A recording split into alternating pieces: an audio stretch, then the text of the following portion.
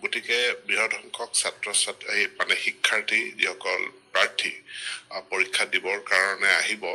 পৰীক্ষাৰ স্বচ্ছতাৰ কাৰণে তেওঁলোকক ফ্ৰিস্কিংটো কৰিবই লাগিব তেওঁলোকৰ কিছুমান সামগ্ৰী লৈ যাব নোৱাৰে আৰু ফ্ৰিস্কিংটো যাতে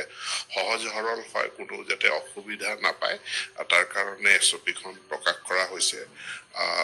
পুৰুষ মহিলা ল'ৰা ছোৱালী পৃথকে ফ্ৰিস্কিং কৰা হ'ব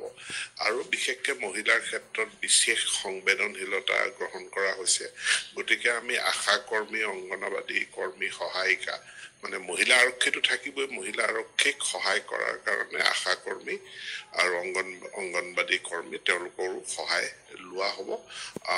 যিটো পৰিকল্পনা হৈছে খুব সুন্দৰভাৱে নিখুঁতভাৱে পৰীক্ষা পৰিচালিত হ'ব লেবেল বিহীন পানীৰ বটল সম্পূৰ্ণ ট্ৰান্সপাৰেণ্ট তেনেকুৱা পানীৰ বটল ব্যৱহাৰ কৰিব পাৰিব সো কোৱেশ্চন পেপাৰখন বেলেগ ওএমআৰ চিটখন বেলেগ গতিকে পৰীক্ষা শেষ হোৱাৰ পাছত পৰীক্ষকে ইনভিজিলেটৰে ওএমআৰ চিটখন কালেক্ট কৰিব আৰু ওএমআৰ চিটখন যেতিয়ালৈকে কালেকশ্যন নহয় তেতিয়ালৈকে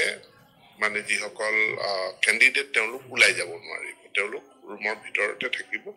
আৰু ওএমআৰ চিটৰ কাউন্টিং হ'ব যিমান সংখ্যক ওএমআৰ চিট সেই শ্ৰেণীকোঠাটোত দিয়া হৈছিল সিমান সংখ্যক ওএমআৰ চিট পোৱা হ'ল নে নাই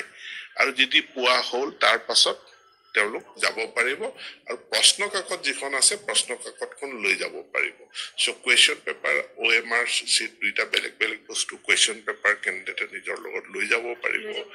যাব পাৰিব ওএমআৰ চিট সম্পূৰ্ণৰূপে জমা দিব লাগিব ওএমআৰ চিট লিক হোৱা বুলি যিটো নিউজ আহিলে বা প্ৰশ্নকাকত লিক হোৱা বুলি নিউজ আহিলে